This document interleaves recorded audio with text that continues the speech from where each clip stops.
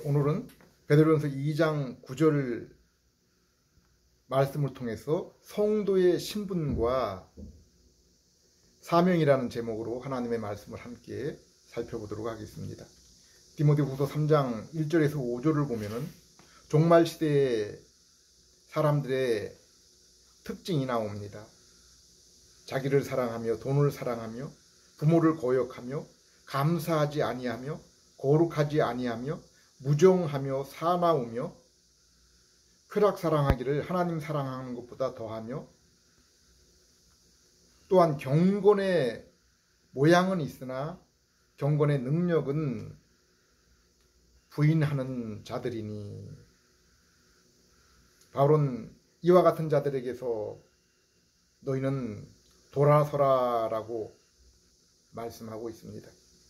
데살로니가 후서 2장에서는 예수님 재림의 그날이 이르기 전에 먼저 불법의 사람, 멸망의 아들이 나타난다고 했습니다.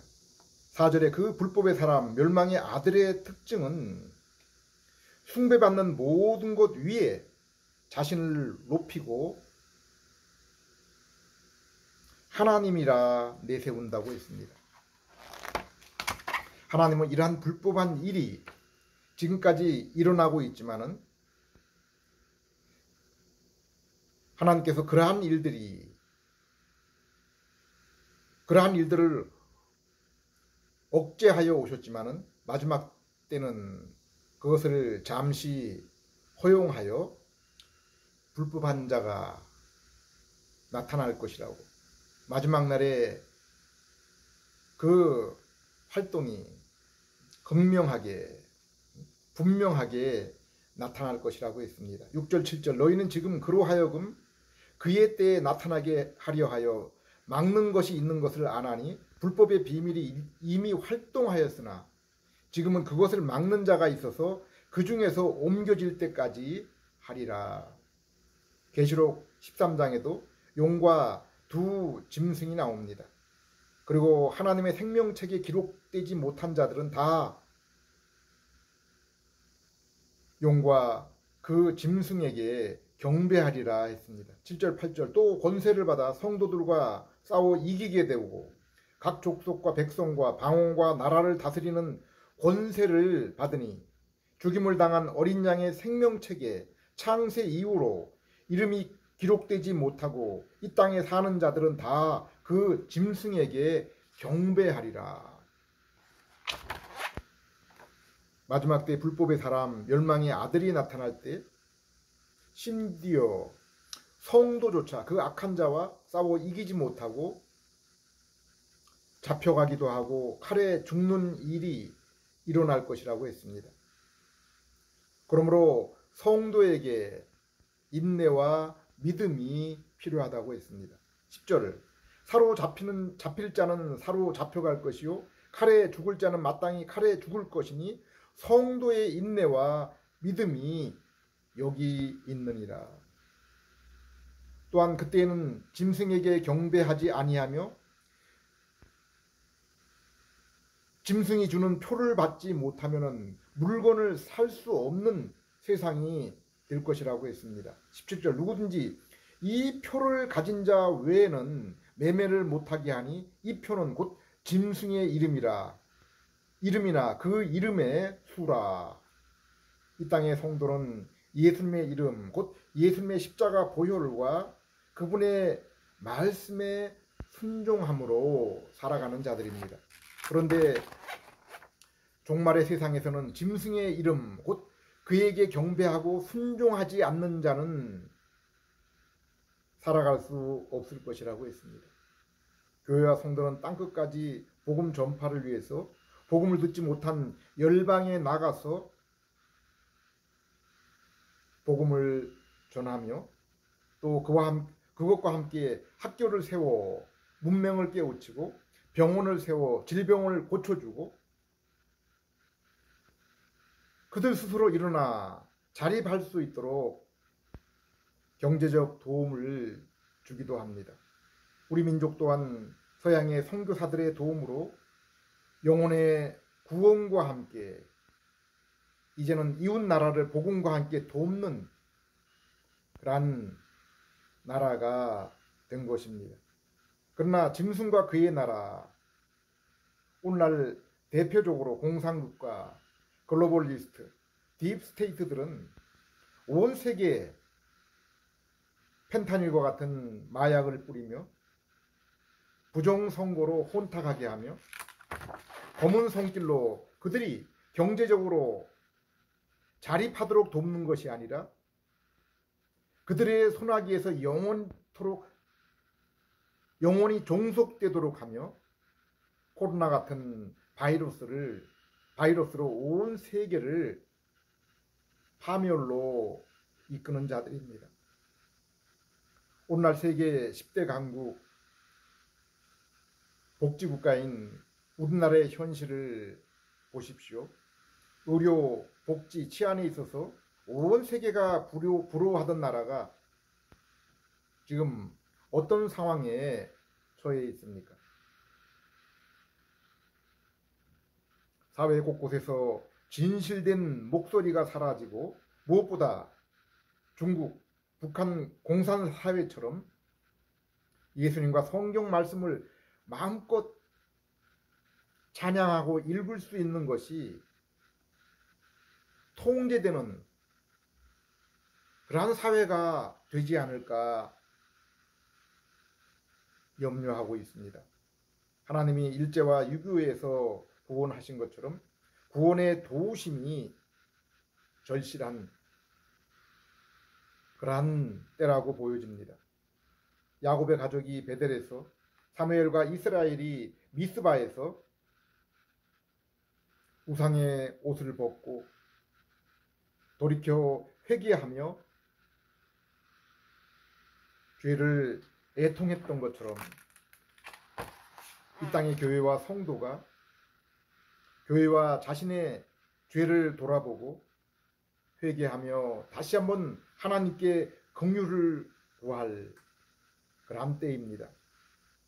우리가 세상을 살아가면서 가장 우선적으로 알아야 될 것은 인간의 존재와 사명, 목적입니다. 나는 누구이며 무엇 때문에 이곳에 살아야 하는지에 대한 해답을 가지고 있어야 됩니다.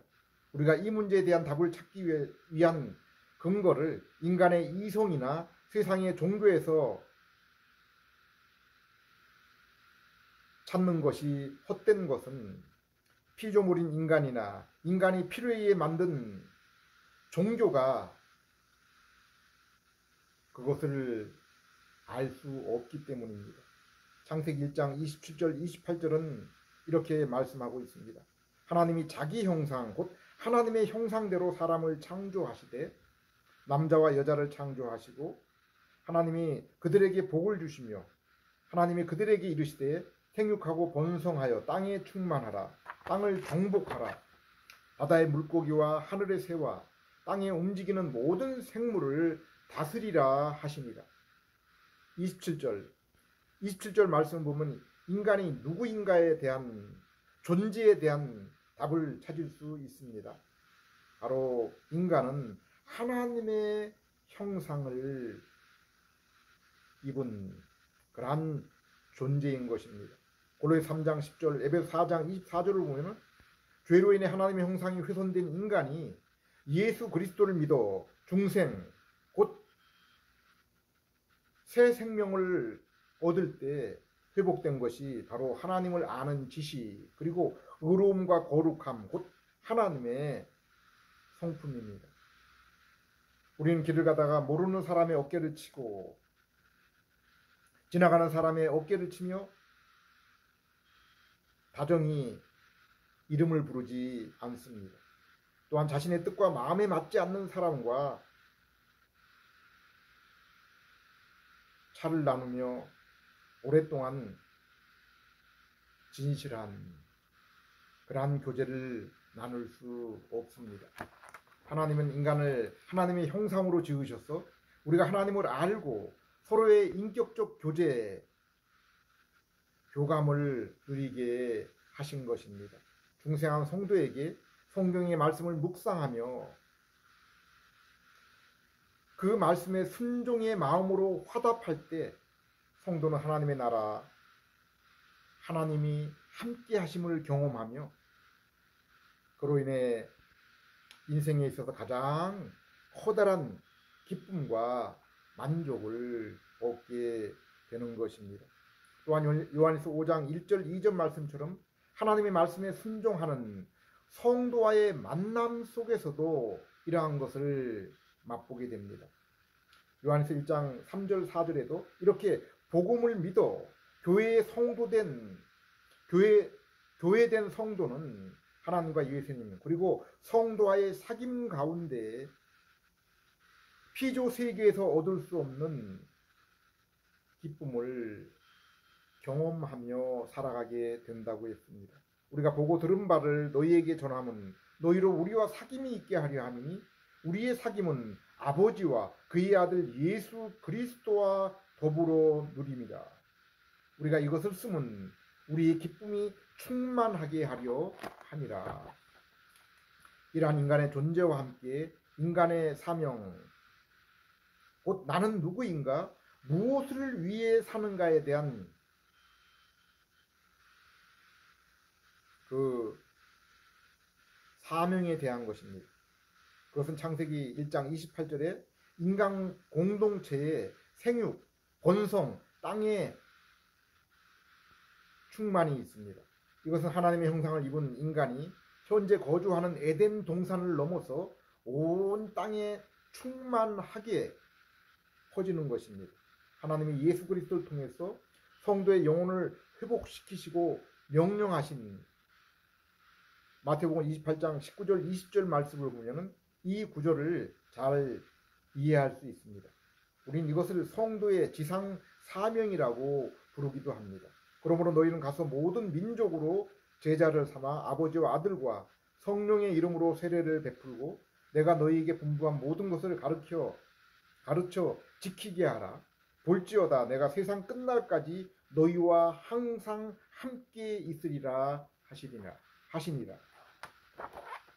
이것은 하나님의 형상을 입은 인생이 온 땅에 흩어져 충만하여 그곳에서 하나님을 찬양하도록 하기 위한 것입니다. 이것은 마지막 때 참된 성전인 예수 그리스도와 믿음으로 연합이 되어서 성전된 성도가 교회를 이루며 온 땅에 하나님의 성전인 교회와 성도가 충만하게 되도록 하기 위한 것입니다. 예수님은 마태복음 24장에서 온 땅에 예수 그리스도에 관한 소식이 전파될 때 그때 세상의 끝이 오며 주님 나라가 이 땅에 임할 것이라고 했습니다. 원죄 이전에 아담에게는 선악과 언약에 순종하여 그의 자손이 온 땅에 충만할 때 하나님이 정하신 그때 영생과 함께 영화로운 몸을 입게 되었을 것입니다. 또한 모든 생물을 다스리라고 했습니다. 그리고 2장 15절에서 17절에 아담을 에덴 동산에 두어서 그것을 경작하고 지키게 하시고 그리고 마침내 선악과 언약을 주셨습니다. 여기에 성전인 에덴 동산을 경작하고 지키는 것은 이스라엘의 성전을 관리하고 지킨 제사장의 역할을 말하는 것입니다. 여호와 하나님이 그 사람을 이끌어 에덴 동산에 두어 그것을 경작하며 지키게 하시고 여호와 하나님이 그 사람에게 명하여 이르시되 동산 각종 나무의 열매는 내가 임의로 먹되 선악을 알게 하는 나무의 열매는 먹지 말라. 내가 먹는 날에는 반드시 죽으리라 하시니라. 그러나 아담은 거룩한 에덴 동산으로 침입한 뱀을 쫓아내지 않았고 그것을 다스리지 못하고 도리어 뱀의 유혹에 빠져 종노릇하며 마침내 선악과를 먹었습니다. 하나님이 자신의 형상으로 지으시고 아들 왕으로 삼고 그리고 이 땅에 하나님의 나라를 이루도록 하셨지만은 도리어 뱀의 종이 된 것입니다. 에베소 2장 1절에 3절은 이 땅에서의 아담의 후손 모든 인간의 상태에 대해서 설명해 주고 있습니다. 그들은 하나님을 떠나 영적으로 죽었고 마귀의 종으로 자신의 정욕과 뜻을 따라 살아가는 자들이라고 했습니다. 그리고 그들의 마지막은 하나님의 진노의 심판이라고 했습니다. 여기서 하나님이 그분의 형상으로 아담과 인생을 지으시고 만나주시고 선지자 왕 제사장으로 사명을 주시고 그것을 감당할 수 있는 복을 주셨습니다. 그리고 이것을 실천할 수 있는 선악과 열매를 주신 것입니다. 선악과 그 열매를 통해서 그들이 하나님께 순종할 수 있는, 그러나 또한 불순종할 수 있는 그러한 길을 마련한 것입니다. 이것이 이스라엘에게 시내산에 주신 율법이요 오늘날 성도에게 주신 신구약 성경인 것입니다. 순종할 때 하나님의 사랑이 그 가운데 거하며 불순종할 때 떠나는 것입니다. 에베소 2장 1절을 그는 허물과 죄로 죽었던 너희를 살리셨도다. 예수님이 허물과 죄, 곧 하나님께 불순종으로 죽어있는 우리를 살리신 것입니다. 예수님을 믿기 전 모든 인생은 이러한 율법, 곧 언약의 말씀의 불순종으로 하나님이 그들을 떠나고 대신 마귀가 그들의 아비 주인으로 다스리는 그러한 영적인 사망 상태에 있는 것입니다. 그러므로 이러한 상태에 있는 인간에게 다른 어떤 것으로도 인간에게 참된 도움이 될 만한 것은 없습니다. 이 땅에 그 어떤 그 피조세계, 피조물도 이 일을 할 수 없는 것입니다. 그래서 바울은 갈라디아서 6장 15절에 이렇게 말씀했습니다. 할례나 무할례가 아무것도 아니로되 오직 새로 지으심을 받는 것만이 중요하니라, 필요하니라. 여기 할례 무할례는 인간이 하나님께 이르기 위한 모든 종교적인 수고를 말하는 것입니다. 창세기 17장에 하나님은 아브라함과 그 권속들에게 할례를 명령했습니다. 이것은 하나님이 세상 가운데서 아브라함을 부르셔서 새 민족, 새 땅, 하나님 통치의 나라를 약속하시고 자신의 후손으로 오실 예수 그리스도를 믿음으로 하나님의 자녀된 아브라함 자신과 권속들에게 이제 오직 하나님과 그 말씀만을 순종하며 나머지 것들은 모두 베어버릴 것을, 끊어버릴 것을 요구한 것입니다. 아브라함이 하나님을 부를 때 본토 친척 아비집을 버리고 떠난 것처럼 이제 하나님과 그분의 약속만을 순종할 것을 맹세한 것입니다. 신약시대에는 이것이 세례로 그렇게 바뀌게 되었습니다. 예수님은 세례로 물에 잠겨 죄에 대해 죽고 물에서 나올 때 부활의 살아남을 나타내신 것처럼 성도는 믿음의 고백으로 세례를 받을 때 이처럼 예수님과 함께 죄에 대해서 죽고 영으로 살아나서 의의 말씀에 순종하는 삶을 살게 된 것입니다. 바울은 13절에 이스라엘이 비록 할례를 받더라도 율법을 순종하지 않는다면 그 할례는 아무 쓸모가 없는 것이라고 말씀한 후에 이 구절을 말씀한 것입니다. 하나님은 아담을 자기 형상으로 창조하신 후에 맡겨진 사명을 감당하도록 복을 주신 후에 언약의 말씀을 주시고 순종하도록 하신 것입니다. 이스라엘에게도 애굽에서 구원 후에 거룩한 백성, 제사장 민족으로 삼으실 것을 말씀하신 후에 시내산에서 율법을 주신 것입니다. 신약의 성도들도 복음으로 예수 그리스도의 복음으로 부르셔서 자녀 삼으신 후에 신구약 언약의 말씀을 주시고 순종을 요구하신 것입니다. 그러면 성경이 말씀하는 한 복음은 무엇입니까? 신구약 성경이 말씀한 한 가지 소식, 진리와 복음이 무엇입니까? 요한복음 5장 39절 40절에 예수님은 죄인인 인생에게 영생을 주시기 위해서 바로 성경을 기록했다고 했습니다. 그 성경의 기록은 죄인이 예수님께 나오도록 하기 위한 것이라고 했습니다. 14장 6절에도 예수님이 길, 진리, 생명이므로 하나님께 나가게 하는 유일한 분이시라고 했습니다. 히브리서 1장 2절 3절에도 예수님이 하나님의 완전한 계시이시며 죄인의 죄를 정결하게 하시는 구속의 주라고 하셨습니다.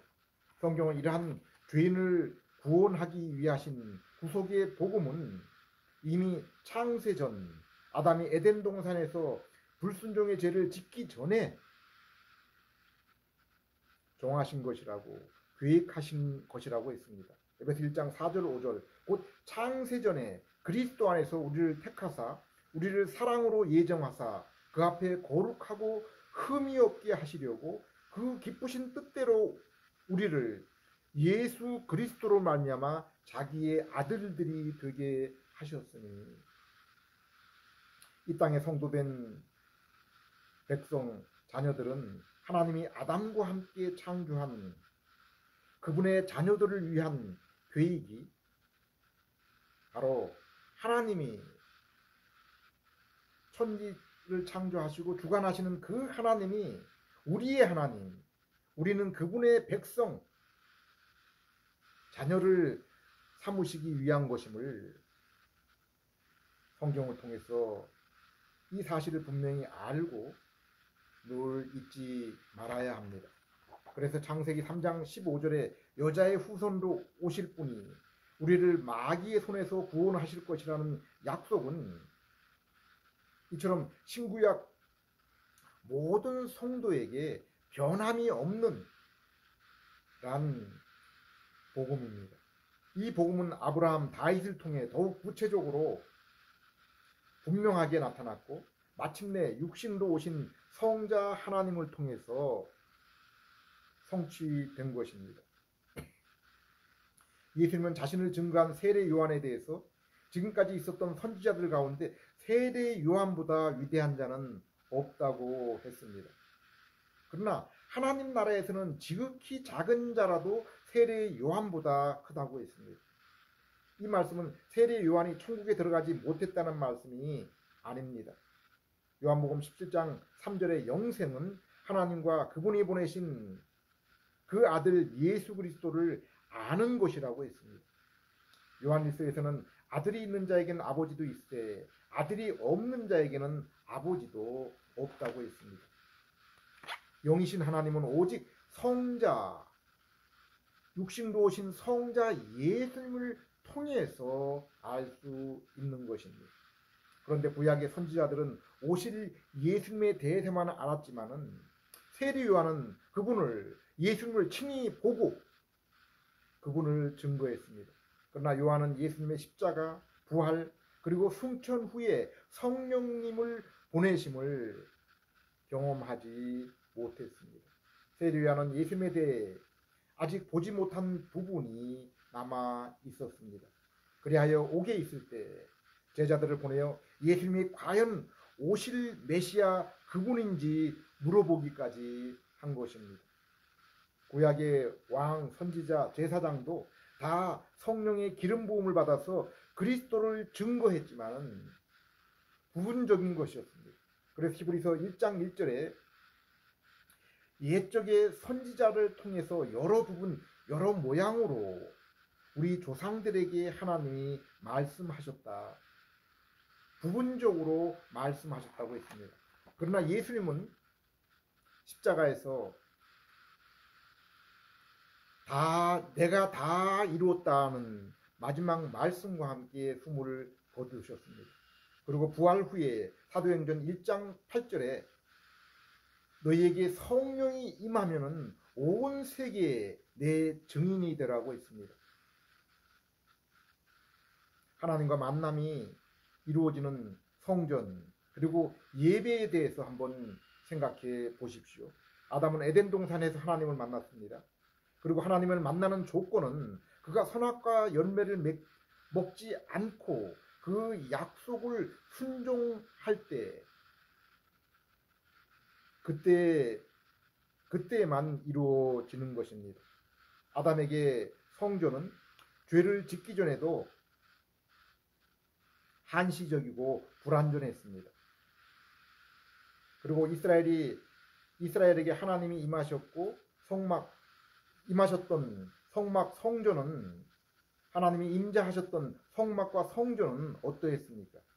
기름 부음 받은 대제사장이 1년에 한 번 하나님을 만날 수 있었습니다.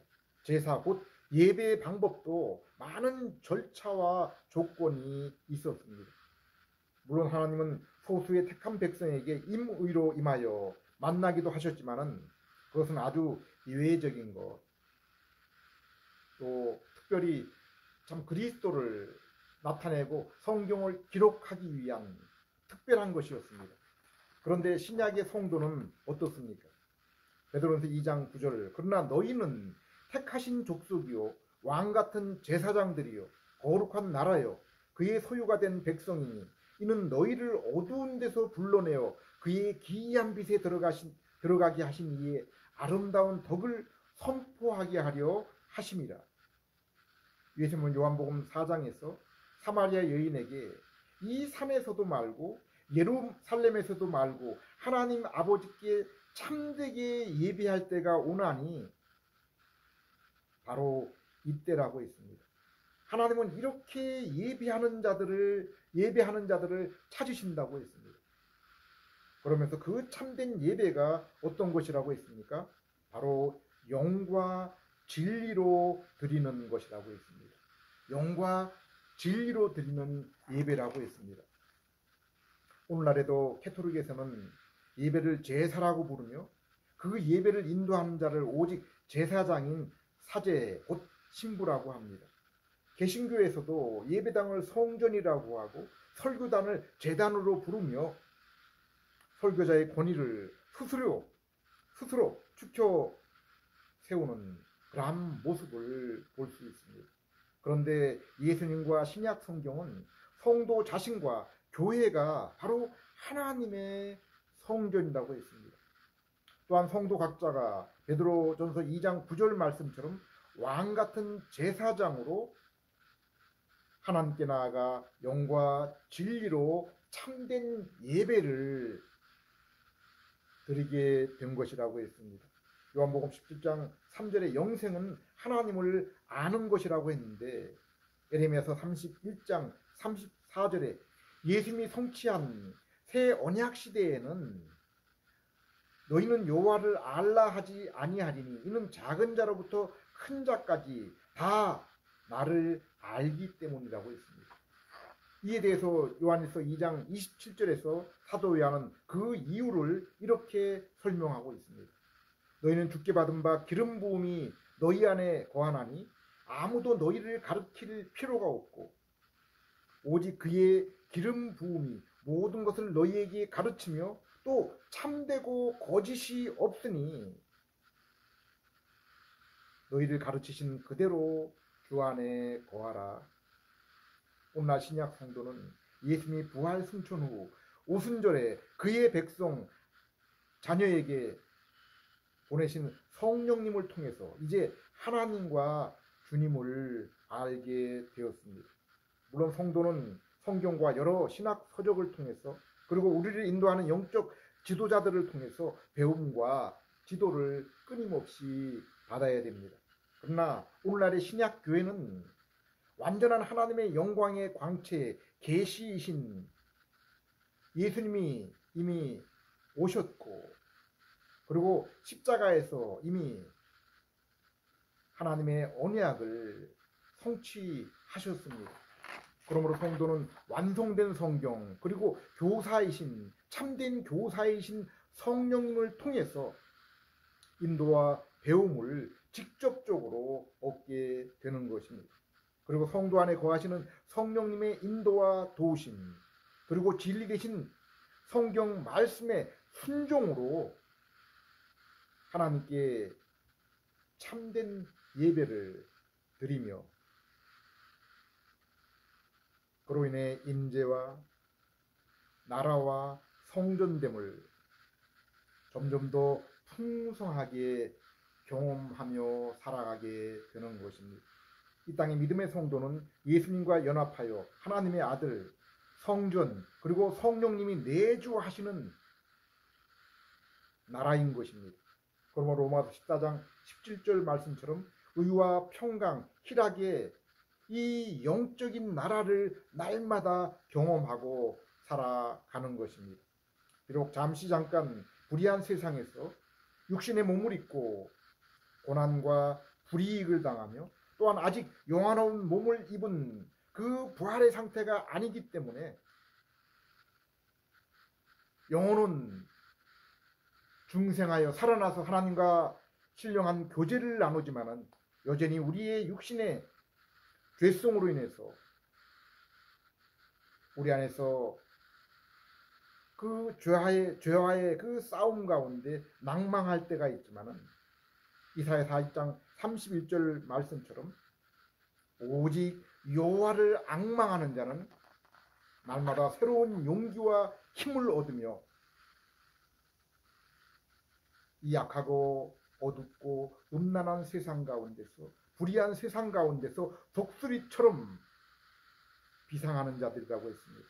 우리가 예수님을 믿음으로 얻는 아들의 신분, 성령님이 영원히 거하시는 성전됨, 그리고 세상을 향하지 않고 의의 말씀을 사모하며 더욱 그리스도를 배우고 담는 거룩한 삶을 사는 새로운 그러한 마음, 그리고 장차 얻을 천국은 그 누구로부터도 결코 빼앗기지 않는 것입니다. 비록 종말에 가까이 이를수록 세상의 악함과 사랑의 식음으로 육신의 고통은 더하나 그러나 성도의 우리의 속사람 하나님과의 신령한 관계 그 영적인 세계는 신구약 성경 말씀을 따라 예수님을 알고 그 성품을 닮아갈수록 더욱 평화와 기쁨과 그리고 담대한 가운데 풍성하게 경험하며 살아가는 것입니다. 요한 4장 4절 세상을 이기는 것은 오직 믿음뿐이라고 했습니다. 그러므로 바울은 에베소 교회가 세상과 교회 안에 이단의 그 유혹 가운데서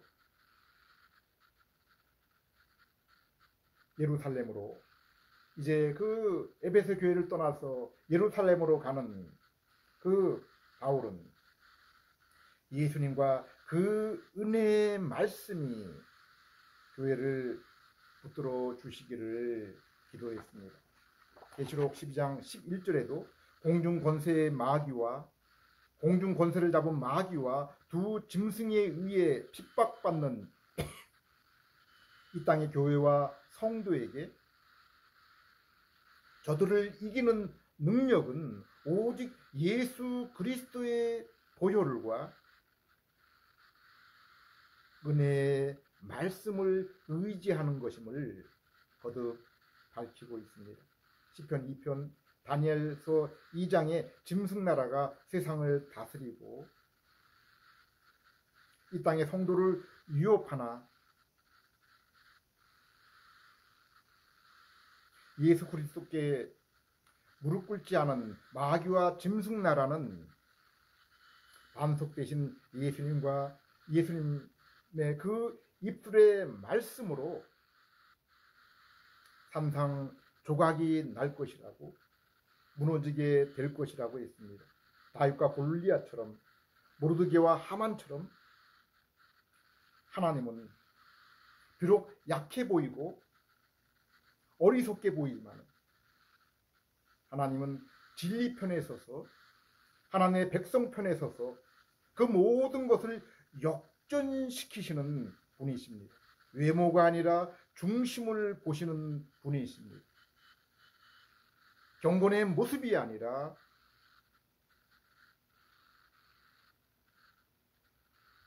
경건의 그 알맹이를 보시는 분입니다.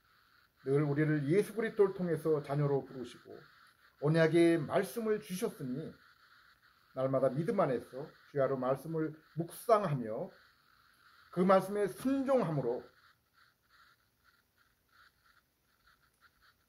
하나님의 아들 되신 또 성령이 내주하시는 그 성전됨과 주님 나라 하나님의 임재 하나님의 통치를 날마다 경험하시는 그리고 더욱더 풍성하게 경험하시는 그러한 여러분 되시기를 기도드립니다. 기도하겠습니다. 하나님 아버지, 비록 세상은 하나님을 대적하는 불의로 기세등등하나 하나님을 무서워하지 않고 비웃고 조롱하나 하나님 아버지, 그러한 저희들을 보고 두려워하지 않는 저희 성도 되게 해 주시옵소서.